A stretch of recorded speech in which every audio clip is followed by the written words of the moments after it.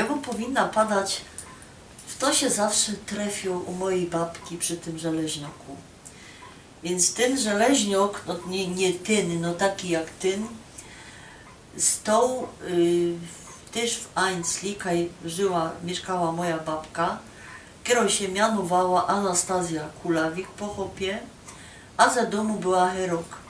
I on padł te miana, co byście, może ktoś się z familii odezwie, chociaż ja wiem, kto kaj był, żył, pomarł. I ona miała siostry i jednego brata i właśnie te moje ciotki, babki, a jej siostry, ciotka Lejna, ciotka Marii, ciotka Gejla, one się wszystkie przy tym żeleźnioku zawsze trafiły i sprawiały rozmaite historie. Wiecie, ja tak jako dziecko, że tego zabajtla słuchała tu bezkrytycznie,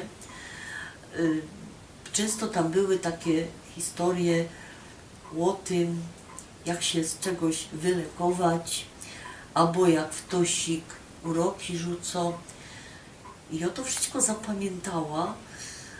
Dzisiaj trudno jest mi powiedzieć, czy poradziłaby to zastosować, ale one trochę miały recht, miały prawie. No dajmy na to tak. Godałem wam, że czasami grom zachybama, czyli położno. Przyznam się wam szczerze, że mam o tym zerowe pojęcie. No, szczerze.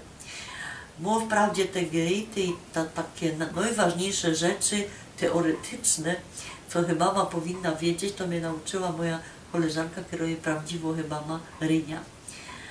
Ale te moje ciotki, one i babka też, one chodziły jako pomoc do hebamy i często odbierały poród. Po co? Przedstawcie się, że im się rozchodziło o łożysko. Mianowicie dzisiaj już wiadomo, przynajmniej od 40 roku wiadomo, że jest taki krem z placyntą, który jest z hormonem, pięknie się kobieta wygląda, jak się tym poszmaruje.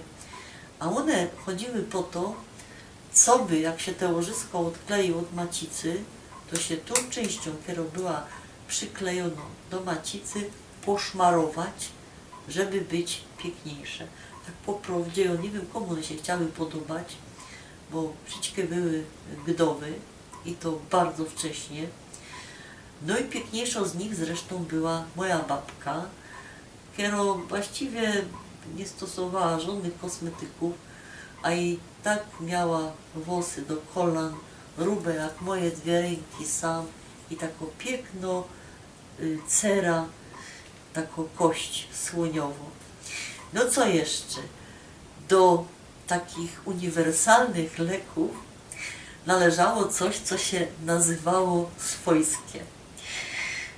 Ja długo nie wiedziała, co to jest swojskie, ale znalazłam przepis w takiej książce lekarskiej, która była wydana za czasów Stanisława Augusta, swojskie od wróbla, swojskie od myszy, rozchodzi się, wiecie, o ta druga strona człowieka albo zwierzęcia. To na proszek starte, to bardzo często fligowali tym rozmaite rany, a ta Stazy, matka tych wszystkich moich ciotek, ona się te swoje swojskie przyłożyła do otwartej rany, którą sam miała na podudziu. No nie musiałabym gadać, czym się to skończyło. Pomogło jej to szybciej zejść z tego świata.